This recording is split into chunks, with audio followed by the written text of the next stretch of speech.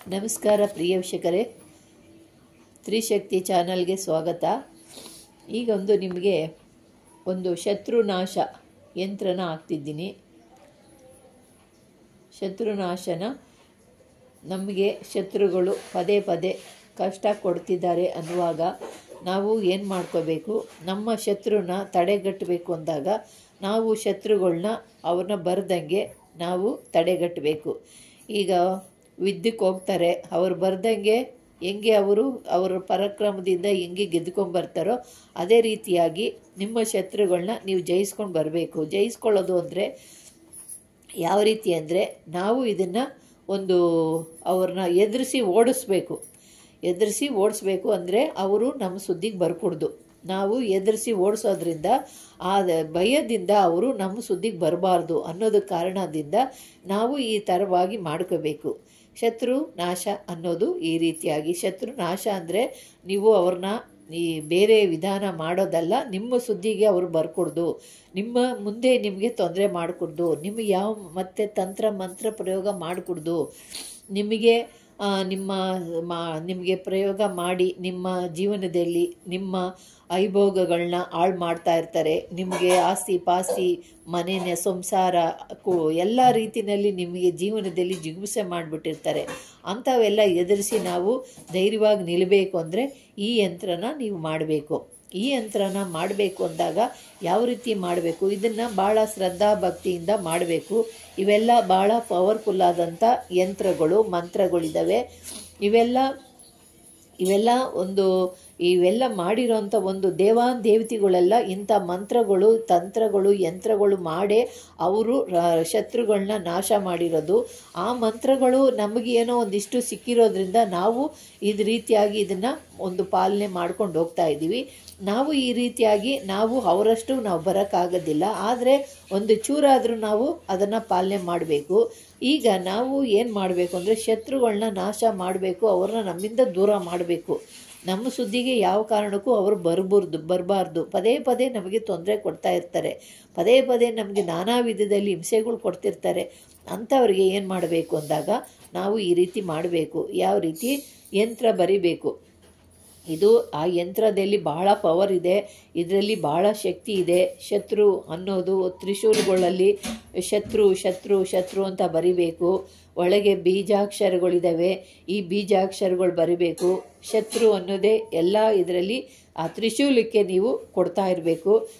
ಈ ಯಂತ್ರನ ನೀವು ಯಾವ ರೀತಿ ಬರಿಬೇಕು ಅಂದರೆ, ನೀವು ಒಂದು ರೇಕ್ನಲ್ಲಿ ಬರಿಬೇಕು. ಯಂತ್ರನ ಪಂಚಲೋಹದ ರೇಕ್ನಲ್ಲಿ ಬರಿಬೇಕು. ಪಂಚಲೋಹದ ರೇಕ್ನಲ್ಲಿ ಬರುವಾಗ ಅದನ್ನೆಲ್ಲ ಶುದ್ಧಿ ಮಾಡಬೇಕು. ಇದು ಸಾಧಾರಣವಾದಂಥ ಯಂತ್ರ ಮಂತ್ರಗಳೆಲ್ಲ ಶುದ್ಧಿಪಡಿಸ್ಬೇಕು. ಶುದ್ಧಿಪಡಿಸಿ ಇದನ್ನು ನಿಂಬೆಹಣ್ಣಿನ ರಸದಲ್ಲಿ 5 ನಿಮಿಷ ಅದು ತೊಳೆದಾದ ನಂತರ ಹಾಲಿನಲ್ಲಿ ಚೆನ್ನಾಗಿ ಶುದ್ಧಿ ಮಾಡಬೇಕು. ಹಾಲಿನಲ್ಲಿ ಒಂಥರ ವಾಸನೆ ಬರುತ್ತೆ, ಅದನ್ನೇ ಕ್ಲೀನಾಗಿ ತೊಳಿಬೇಕು. ಮತ್ತು ಅದನ್ನು ಆದ ನಂತರ ಅರಿಶಿನ ನೀರಲ್ಲಿ ತೊಳಿಬೇಕು. ಅರಿಶಿನ ನೀರಲ್ಲಿ ಆದ ನಂತರ ಅವೆಲ್ಲ ಕ್ಲೀನ್ ಮಾಡಿ ಹಾಕಬೇಕು. ಸುಮ್ಮನೆ ಅದರಿಂದ ಎತ್ತಿ ಇದಕ್ಕೆ ಹಾಕೋದು, ಇದರಿಂದ ಎತ್ತಿ ಅದಕ್ಕೆ ಹಾಕೋದಲ್ಲ, ಶುದ್ಧಿ ಆಗಬೇಕು. ಹಾಲಿನಲ್ಲಿ ಇದ್ದಾಗ ಅದು ಒಂಥರ ಸ್ಮೆಲ್ ಬರುತ್ತೆ, ಅದರಿಂದ ಚೆನ್ನಾಗಿ ತೊಳೆದುಬಿಟ್ಟು ಅದನ್ನು ನೀವು ಅರಿಶಿನ ನೀರಲ್ಲಿ ಹಾಕಬೇಕು. ಅರಿಶಿನ ನೀರಿಂದ ಚೆನ್ನಾಗಿ ತೊಳೆದ್ಬಿಟ್ಟು ನೀವು ಮತ್ತೆ ಪನ್ನೀರಲ್ಲಿ ಹಾಕಬೇಕು. ಪನ್ನೀರಲ್ಲಿ ಹಾಕಿದ ನಂತರ 5 ನಿಮಿಷ ಪನ್ನೀರಲ್ಲಿ ಇರಬೇಕು. ಮತ್ತು ಶುದ್ಧವಾಗಿರೋ ಬಟ್ಟೆ ತೊಗೋಬೇಕು. ಆ ಶುದ್ಧವಾಗಿರೋ ಬಟ್ಟೆ ತೊಗೊಂಡು ಅದನ್ನು ಶುದ್ಧವಾಗಿ ಒರೆಸ್ಬಿಟ್ಟು ಅದಕ್ಕೆ ಸ್ವಲ್ಪ ಜವಾದನ್ನು ಹಾಕಬೇಕು. ಜವಾದನ್ನು ಹಾಕಿ ಅದಕ್ಕೆಲ್ಲ ಲೇಪನೆ ಮಾಡಿಬಿಟ್ಟು ಮತ್ತು ಯಂತ್ರನ ಪ್ರಾರಂಭ ಮಾಡಬೇಕು. ಯಂತ್ರ ಪ್ರಾರಂಭ ಮಾಡುವಾಗ ನಿಮಗೆ ಯಾವ ರೀತಿಯಾಗಿ ಅದನ್ನು ತ್ರಿಶೂಲ ಆಕಾರವಾಗಿ ಇರೋವಂಥದ್ರಲ್ಲಿ ನೀವು ಯಂತ್ರನ ತಗೊಂಡು ಯಂತ್ರನ ಬರಿಬೇಕು. ಬರಿಬೇಕಾಗಿರೋ ನೀವು ಲೇಖನೆ ತ್ರಿಶೂಲ ಇರುತ್ತಲ್ಲ ಅದರಲ್ಲಿ ನೀವು ಬರ್ಕೋಬೇಕು. ಇಲ್ಲಾಂದರೆ ಬರೆಯೋದಕ್ಕೆ ಅಂತಲೇ ಬಂದಿರ್ತವೆ, ಅದನ್ನು ನೀವು ತಗೊಂಡು ಬರಿಬೋದು. ಇದನ್ನು ಬರಿಬೇಕು ಅಂದಾಗ ನೀವು ಇದೇ ರೀತಿಯಾಗಿ ಯಂತ್ರ ಬರ್ಕೊಳ್ಳಿ. ನೀವು ಶತ್ರು ಅಂತ ಎಲ್ಲ ಕಡೆನೂ ಇದೆ, ಶತ್ರುವಿನ ಎಲ್ಲಿ ನೋಡಿದ್ರು ಶತ್ರುವಿನ ಹೆಸರನ್ನ ನೀವು ಶತ್ರು ಅಂತ ಹಾಕಿದಾರಲ್ಲ, ನೀವು ಶತ್ರುನಾಮನ ಅಲ್ಲಿ ಬರಿಬೇಕು. ಅಲ್ಲಿ ನೀವು ಶತ್ರು ಅಂದ ಪಕ್ಕದಲ್ಲಿ ಶತ್ರು ಹೆಸರನ್ನ ಬರಿಬೇಕು. ಶತ್ರು ಹೆಸರನ್ನ ಪಕ್ಕದಲ್ಲಿ ಶತ್ರು ಅಂತ ಬರೆದಿರೋ ಜಾಗದಲ್ಲಿ ಶತ್ರುವಿನ ಹೆಸರು ಬರಿಬೇಕು. ಇದಕ್ಕೆ ಪೂಜೆ ಮಾಡಬೇಕು. ಪೂಜೆ ಮಾಡಿ ಇದಕ್ಕೆ ರಾತ್ರಿಯಲ್ಲಿ ನೀವು ದೇವಿ ಪೂಜೆ ಮಾಡಬೇಕು. ಇದನ್ನು ಇಟ್ಟು ನೀವು ರಾತ್ರಿಯಲ್ಲಿ ಮಾಡಬೇಕು. ರಾತ್ರಿಯಲ್ಲಿ ದೇವಿ ಪೂಜೆ ಮಾಡಿ ಯಾವ ದೇವಿ, ಕಾಳಿಕಾ ದೇವಿ ಇರ್ಬೋದು, ನೀವು ಯಾವ ದೇವಿ ಮಾಡ್ತಿರೋ, ಚಾಮುಂಡೇಶ್ವರಿ ಇರ್ಬೋದು, ಮತ್ತು ಯಾವ ದೇವಿ ಪೂಜೆ ಮಾಡ್ತಿರೋ ಆ ದೇವಿ ಪೋಟದ ಎದುರಿನಲ್ಲಿ ದೇವಿ ಹತ್ರ ಇಟ್ಕೊಂಡು ಪೂಜೆ ಮಾಡಬೇಕು. ಇದಕ್ಕೆ ಒಂದು ಸಹಸ್ರ ಸಂಖ್ಯೆಯಲ್ಲಿ ಮಂತ್ರ ಹೇಳಬೇಕು. ಇದಕ್ಕೆ ಮಂತ್ರ ಇದೆಯಲ್ಲ, ನೀವು ಒಂದು ಸಹಸ್ರ ಅಂದರೆ 10,000 ಸತಿ ಜಪ ಆಗಬೇಕು. ಒಂದೇ ದಿವಸ ಅಲ್ಲ, ದಿನನಿತ್ಯನೂ ಮಾಡಬೇಕು. 10,000ನ ಜಪ ಮಾಡಬೇಕು. ಜಪ ಮಾಡಿದ ನಂತರ ದೇವಿ ಯಾವುದಾದರೂ ಒಂದು ಸ್ತೋತ್ರನ ಹೇಳಬೇಕು.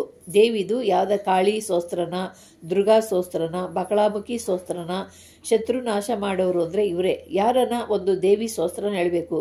ಚಿನ್ನಮಸ್ತ ಸ್ತೋತ್ರನ, ಧೂಮಾವತಿ, ಯಾವುದೋ ನಿಮಗೆ ಇಷ್ಟವಾಗುತ್ತೋ ಆ ಸ್ತೋತ್ರನ ಹೇಳ್ಬೇಕು. ಆ ಸ್ತೋತ್ರ ಅದು ಹೇಳಿದ ನಂತರ ಯಂತ್ರನ ನೀವು ತಗೊಂಡು ಪೂಜೆ ಮಾಡಬೇಕು. ಅದಕ್ಕೆ ಧೂಪ ದೀಪ ನೈವೇದ್ಯ ಎಲ್ಲ ಮಾಡಬೇಕು.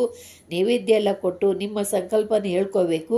ಸಂಕಲ್ಪನ ಹೇಳ್ಕೊಂಡು ಶತ್ರುಗಳಿಗೆ ಯಾವ ರೀತಿಯಾಗಿ ನಮ್ಮಿಂದ ದೂರ ಮಾಡಬೇಕು ಇವರು ಅಂತ ಹೇಳ್ಬಿಟ್ಟು ನಿಮ್ಮ ಮನಸ್ಸಿನ ಸಂಕಲ್ಪ ಮಾಡಿಕೊಂಡು ಆ ದೇವಿಗೆ ಪ್ರಾರ್ಥನೆ ಮಾಡಿಕೊಂಡು ಈ ಮಂತ್ರ, ಇದು ಧ್ಯಾನ ಮಂತ್ರ, ನೀವು ಅದನ್ನು ಒಂದು 21 ಸತಿ ಹೇಳ್ಕೊಳ್ಳಿ. 21 ಸತಿ ಹೇಳಾದ ನಂತರ ಕೆಳಗೆ ಜಪ ಮಂತ್ರ ಇದೆ. ಈ ಜಪ ಮಂತ್ರನ ನೀವು 10,000 1,000 ಆದರೂ ಹೇಳ್ಬೇಕು. 1,000 ಆದರೂ ಹೇಳ್ಬೇಕು ಈ ಯಂತ್ರದ ಎದುರುಗಡೆ. 1,000 ಹೇಳಾದ ನಂತರ ಆವಾಗ ಶತ್ರು ಹೆಸರನ್ನ ಹೇಳ್ಕೊಂಡು ನೀವು ಯಾವ ರೀತಿ ಮಾಡಬೇಕು ಅಂದರೆ, ಇದನ್ನು ತಗೊಂಡೋಗಿ ಒಂದು ರಾತ್ರಿಯಲ್ಲಿ ಪೂಜೆ ಮಾಡಿ ಇದನ್ನು ಭೂಮಿನಲ್ಲಿ ಉಳ್ಬೇಕು. ಈ ಮಂತ್ರ ಪ್ರಯೋಗದಿಂದ ಶತ್ರು ಕುಲನೇ ನಾಶ ಆಗೋಗುತ್ತೆ. ಶತ್ರು ಕುಲನೇ ಒಬ್ಬರಲ್ಲ ಆಗೋದು. ನಿಮ್ಗೆ ಯಾರ್ಯಾರು ಕಷ್ಟ ಕೊಡ್ತಿದ್ದಾರೋ ಅವರು ಶತ್ರು ಕುಲನೇ ನಾಶ ಆಗೋಗ್ತಾರೆ. ಆವಾಗ ನಿಮಗೆ ಶತ್ರುಗಳು ಪದೇ ನಿಮಗೆ ಕಷ್ಟ ಕೊಡ್ತಿರೋರು, ನೀವು ಅದರಿಂದ ವಿಜಯ ಪ್ರಾಪ್ತಿಯನ್ನು ಮತ್ತು ಧನ ಪ್ರಾಪ್ತಿಯನ್ನು ಹೊಂದುತ್ತೀರ. ನಿಮ್ಮ ಶತ್ರುಗಳಿಂದ ತಾನೇ ನಿಮಗೆ ನಾನಾ ವಿಧದಲ್ಲಿ ತೊಂದರೆ ಬರೋದು.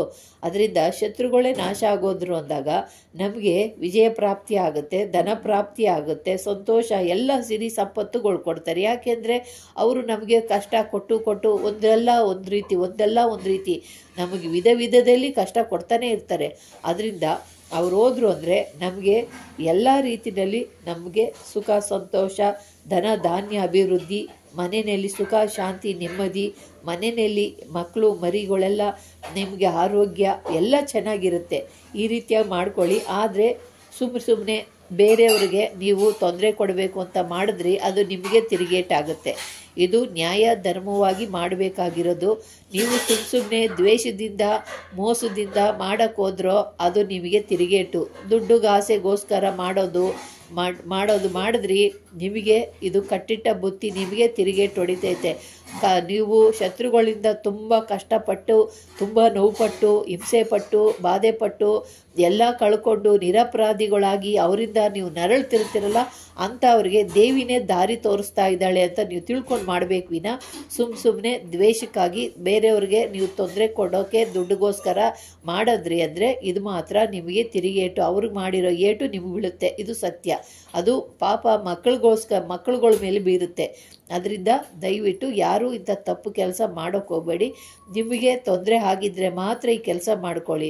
ಸುಮ್ಮನೆ ನಿರಪರಾಧಿಗಳ ಮೇಲೆಲ್ಲ ಮಾಡಿ ತೊಂದರೆಗೆ ಗುರಿಯಾಗಬೇಡಿ. ಇದು ಕಷ್ಟಪಡ್ತಿರೋರು ಮಾತ್ರ ನಾನು ಹೇಳಿದ್ದೀನಿ.